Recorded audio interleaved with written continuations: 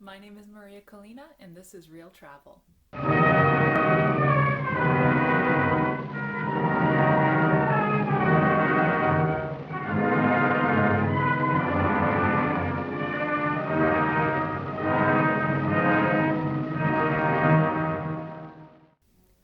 Phantom of the Opera tells the story of Christine Daae, an aspiring opera singer who has a mysterious admirer who is trying to help her become a lead singer in the opera company.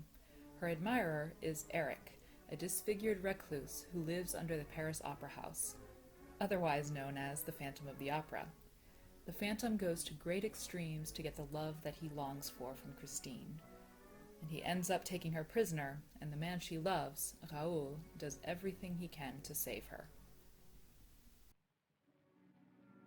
Today we're going to take a look at the 1925 version of Phantom of the Opera starring Lon Chaney and the gorgeous opera house that inspired Gaston Leroux's story. Hey, so right now we are at the opera.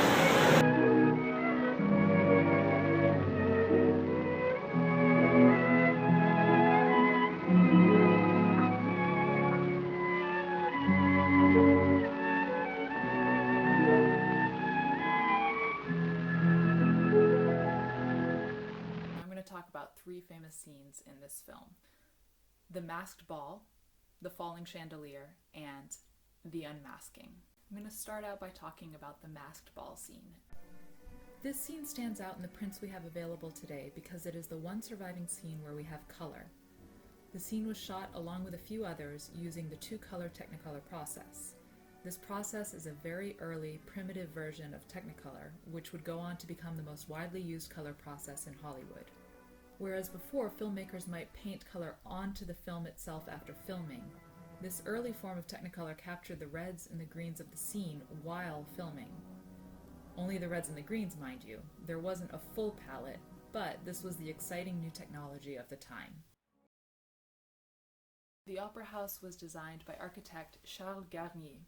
He designed the opera house to bring the opera goers through a progression of rooms that were more and more opulent as you made your way through them.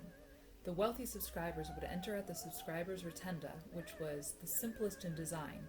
So simple, right? Then, walking out of the rotunda, opera patrons would make their way to the grand staircase, passing through a small area lined with mirrors, and as you can see, more intricate designs. Then the guests would find themselves on the grand staircase that we saw in the masked ball scene. Garnier understood Parisians of the day. He knew that they went to the opera less to see a performance and more to be seen by others. Mirrors are found throughout the building, and the grand staircase is surrounded by what appear to be boxes for spectators, like you would find in the theater itself. When you are on the staircase, you are on stage and the center of attention. Next, into the theater itself, with the famous chandelier. And don't worry, we'll get to that. And finally, at intermission, the opera goers would go into the grand foyer, which was inspired by the Hall of Mirrors in Versailles, and is quite possibly the most elaborate part of the building. The second scene we're going to look at in the film is the great chandelier collapse. Now, if you're familiar with Andrew Lloyd Webber's musical, if you've been to see it or seen the movie or whatever, you've seen the spectacular scene where the chandelier falls or seems to fall over the audience, and it's this dramatic event in the production. The falling chandelier was actually based on a true event. During Leroux's time, a counterweight for the chandelier fell and killed a construction worker, and so Leroux was inspired to put that into his story in a much more dramatic fashion. The author of Phantom of the Opera was a journalist and a novelist. He swore throughout his life and until he was on his deathbed that the Phantom actually existed and the story was real. And the third and final scene I'm going to take a look at is Lon Chaney's Unmasking, which is quite possibly one of the most famous scenes in early horror films. In the 1925 version, the Phantom is played by Lon Chaney, who is especially famous for his roles in horror films during the silent era. Also known as the Man of 1,000 Faces, because he would play all these different monsters and nefarious characters, and he was the one who did his makeup for the roles. He was something of a makeup genius. And so, he's the one who created the face of the Phantom in this film. His performance in this film is especially impressive.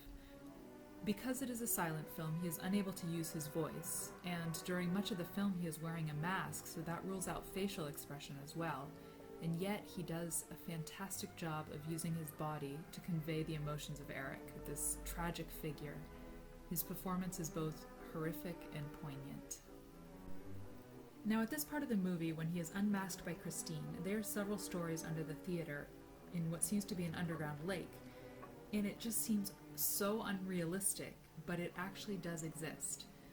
During the construction of the Opera House, while Garnier and his team were building the foundation of the building, they hit a part of the Seine River underground and water started filling the area.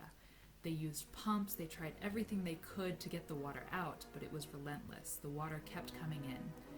Garnier, being the clever man that he was, decided that rather than fight it, he would work with it. So he adjusted his plans and decided to control the water using cisterns, which ended up creating the underground lake that is still there today. And of course, when Gaston Leroux heard about this, he was like, that's it, gotta put this in my novel. That's why we have the scene of the Phantom on his boat taking Christine to his lair to, like, force her to love him or whatever, because that'll work, right?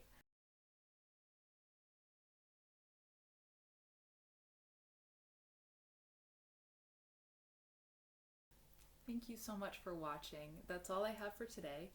Go ahead and give it a like if you liked it. Leave a comment below and go ahead and subscribe. I'll see you next week. Bye.